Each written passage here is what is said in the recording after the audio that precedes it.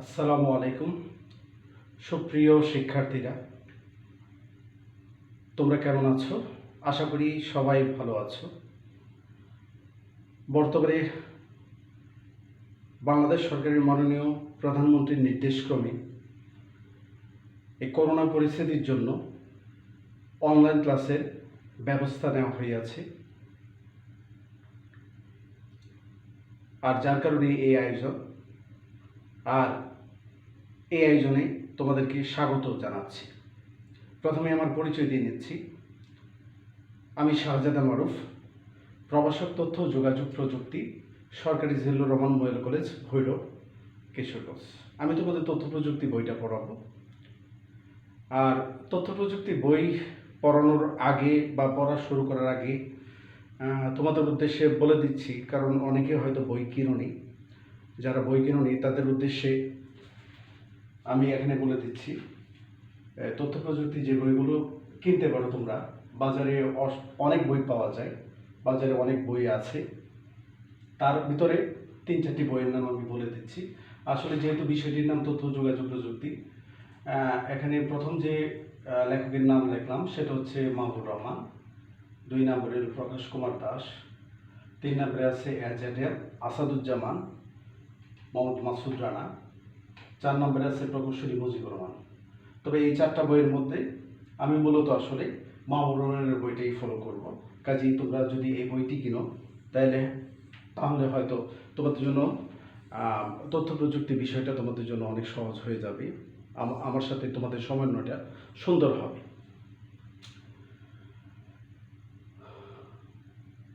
আর অবশ্যই পড়াশোনা করার আগে বলে দিচ্ছি, যেহেতু অনলাইন ক্লাসে যে টপিকগুলো আলোচনা করা হবে তোমরা অবশ্যই বাসায় খুব ভালোভাবে অনুশীলন করবে। কারণ অন্যান্য যে কোনো বিষয়ের তুলনায় তথ্য প্রযুক্তি বিষয়টা স্টুডেন্টদের জন্য একটু কঠিন মনে হয়। বিশেষ করে মানবিক বিভাগের যারা স্টুডেন্ট আছে তাদের জন্য একটু কঠিন মনে হয়। কাজেই তো তারা যদি বা সবাই যদি প্রথম থেকে এই বিষয়টা ভালোভাবে অনুশীলন না করি, তাহলে তাদের জন্য পরে হয়তো সমস্যার কারণ হয়ে দাঁড়ায়। কাজেই সমস্যার কারণ যাতে না হয় সেই জন্য ক্লাসের সাথে সাথে অবশ্যই পড়াগুলো সুন্দরভাবে কমপ্লিট করতে হবে। আর লেখাপড়া করার ক্ষেত্রে অবশ্যই তথ্য প্রযুক্তি বিষয়টা বিশেষ করে চ্যাপ্টার ওয়াইজ যদি অনুসরণ করো তাহলে তোমাদের জন্য আশা করি হয়তো ফলদায়ক হবে। যেহেতু এখন যাবতীয় প্রশ্ন হয় সৃজনশীল পদ্ধতিতে, কাজে সৃজনশীল পদ্ধতিতে যদি তোমরা চ্যাপ্টার ওয়াইজ যদি বিষয়গুলো পড়ো তাহলে তোমাদের জন্য অনেক ভালো হবে। তা আমি কথার না বাড়িয়ে আমি পড়ায় চলে যাচ্ছি। আজকে আসলে আমি যে বিষয়টি তোমাদের সামনে উপস্থাপন করব সেটা হচ্ছে প্রথম অধ্যায়। আর প্রথম অধ্যায়ের যে বিষয়টি আমি আলোচনা করতে যাচ্ছি সেটা হচ্ছে গ্লোবাল ভিলেজ বা বিশ্বগ্রাম। তা প্রথমে আসলে গ্লোবাল ভিলেজটা কি বা গ্লোবাল ভিলেজের ধারণাটা কি সেটা আমরা তোমাদের সামনে তুলে ধরব। আসলে গ্লোবাল ভিলেজ, এখানে ইংরেজি 2টা শব্দ আছে, একটা হচ্ছে গ্লোবাল আর একটা হচ্ছে ভিলেজ। গ্লোবাল শব্দের অর্থ হচ্ছে বিশ্ব, আর ভিলেজ শব্দের অর্থ হচ্ছে গ্রাম। আসলে গ্রাম আমরা চিনি, গ্রাম মানে আসলে একসাথে কতগুলো পরিবার যখন একসাথে বসবাস করি তখনই সেটাকে আমরা একটা গ্রাম বলি। আর গ্রামের যে সুবিধাগুলো হচ্ছে যে ঘুম থেকে উঠলেই একজনের সাথে আরেকজনের সাক্ষাৎ হয়, যোগাযোগ হয়, ভাবের আদান প্রদান হয়। কোনো সমস্যা দেখা দিলে সমস্যাগুলো সমাধান করার জন্য গ্রামের সবাই মিলিত হয়ে একযোগে সমস্যাগুলো সমাধান করার আমরা চেষ্টা করি। কাজেই যে কোনো সমস্যা দেখা দিলে গ্রামে সাধারণত এই সমস্যাগুলো সবাই মিলিতভাবে সমাধান করাটা অনেকটা সহজ হয়ে যায়। আসলে এই ধারণা থেকেই আসলে মূলত গ্লোবাল ভিলেজ ধারণার উৎপত্তি। আসলে কতগুলো গ্রাম নিয়ে তৈরি হয় আমরা জানি, যে কতগুলো গ্রাম নিয়ে তৈরি হয় শহর, কতগুলো শহর নিয়ে তৈরি হয় একটা জেলা, কতগুলো জেলা নিয়ে তৈরি হয় একটা দেশ, আর কতগুলো অনেকগুলো দেশ মিলে তৈরি হয় এই বিশ্বটা। বা এই পৃথিবীটা। কাজে অবশ্যই আমাদের এই বিষয়গুলো ভালো করে বুঝতে হবে জিনিসগুলো। তা প্রথমে আমি যে বিষয়টা উপস্থাপন করব যে বিশ্বগ্রাম কী। আসলে বিশ্বগ্রাম বা গ্লোবাল ভিলেজ বলতে এমন একটা ধারণাকে বোঝানো হয় যেখানে বিশ্বের বিভিন্ন প্রান্তের লোকজন পরস্পরের সাথে যাতায়াত ও ভ্রমণ, গণমাধ্যম ও ইলেকট্রনিক যোগাযোগের মাধ্যমে যুক্ত থাকে এবং ক্রমেই একটা একক কমিউনিটিতে পরিণত হয়।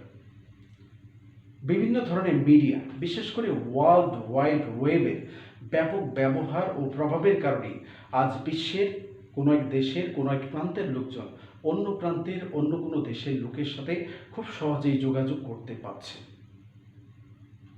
তথ্যের এই আদান প্রদান বিশ্বকে এতটাই কাছে নিয়ে এসেছে যে এটি একটি গ্রাম বা ভিলেজ হিসেবে আবির্ভূত হয়েছে।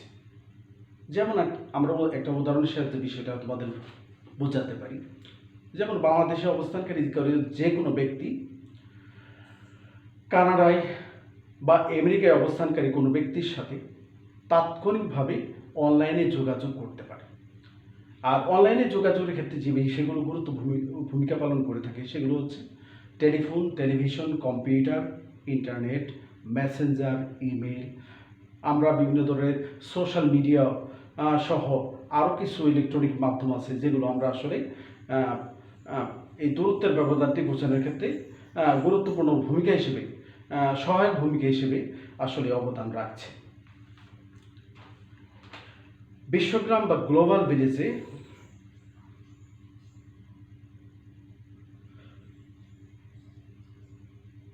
এই ক্ষেত্রে যোগাযোগ, কর্মসংস্থান, শিক্ষা, চিকিৎসা, গবেষণা, অফিস, বাসস্থান, সংবাদ, বিনোদন, সামাজিক যোগাযোগ ও সাংস্কৃতিক উপাদান বিনিময়ের ক্ষেত্রে বিশ্বগ্রামের বহুল প্রভাব লক্ষ্য করা যায়। বিশ্বগ্রাম বা গ্লোবাল ভিলেজে আজ বিশ্বের এক প্রান্তের লোক অন্য প্রান্তের লোকের উপর নির্ভরশীল হয়ে পড়ছে। আজকের বিশ্বে আমরা মূলত একটি বিশ্বগ্রাম বা গ্লোবাল ভিলেজে বসবাস করছি।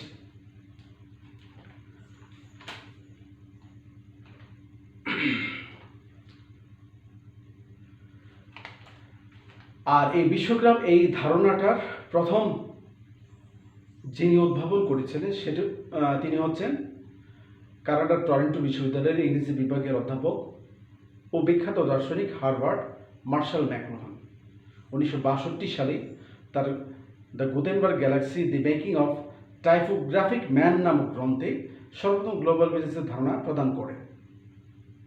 পরবর্তীতে 1964 সালে understanding media the extension of man নামক গ্রন্থে ম্যাকলুহান বর্ণনা করেছেন কিভাবে বৈদ্যুতিক প্রযুক্তি ও তথ্যের দ্রুত বিচরণ দ্বারা বিশ্ব একটি গ্রাম বা ভিলেজে রূপ লাভ করছে।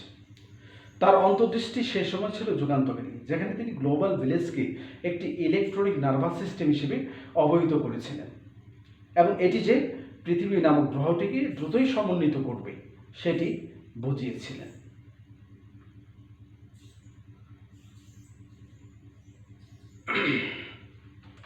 তথ্য যোগাযোগ প্রযুক্তির মাধ্যমে বিভিন্ন ক্ষেত্রের ব্যাপক উন্নয়ন আজ বিশ্বের এক প্রান্তের মানুষকে অন্যের প্রান্তের মানুষের কাছাকাছি নিয়ে এসেছে। আমরা আরও কিছু সংজ্ঞা উল্লেখ করতে পারি, যেমন সংজ্ঞাগুলো হচ্ছে গ্লোবাল ভিলেজ হচ্ছে এমন একটি সামাজিক ও সাংস্কৃতিক ব্যবস্থা যার আনুষঙ্গিক সকল কিছুই ইন্টারনেট তথা যোগাযোগ প্রযুক্তির মধ্যে বিদ্যমান।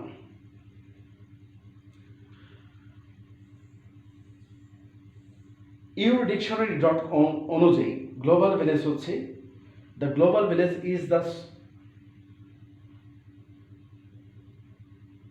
the definition of global village is the idea that people are connected by easy travel, mass media and electronic communication and have become a single community. Macmillan dictionary অনুযায়ী গ্লোবাল ভিলেজ হচ্ছে the modern world which all countries seem to be closer together because of because of modern communication and transport system. আরেকটি সংজ্ঞা আমরা দিতে পারি, সেটা হচ্ছে Oxford American dictionary অনুযায়ী গ্লোবাল ভিলেজ হচ্ছে the world considered a single community linked by telecommunication. eurodictionary.com অনুযায়ী গ্লোবাল ভিলেজ হচ্ছে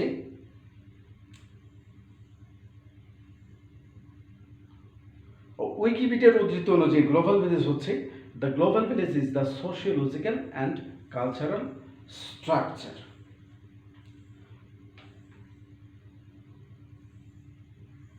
এ হচ্ছে গ্লোবাল ভিলেজের কতগুলো সংজ্ঞা। আমরা এই আলোচনা থেকে গ্লোবাল ভিলেজ সম্পর্কে আশা করি মোটামুটি আমরা ধারণা নিতে পেরেছি। তোমরা আশা করি এই বিষয়গুলো বাসায় ভালোভাবে অনুশীলন করবে এবং ভাষায় ভালোভাবে অনুশীলনের মাধ্যমে সেগুলো রপ্ত করার চেষ্টা করবে, তাহলেই তুমি তোমার কাঙ্ক্ষিত লক্ষ্য অর্জন করতে পারবে। সবাইকে ধন্যবাদ জানিয়ে আজকের এই ক্লাসের তথ্য যোগাযোগ প্রযুক্তির এই ক্লাসের সমাপ্তি ঘোষণা করছি। ধন্যবাদ সবাই।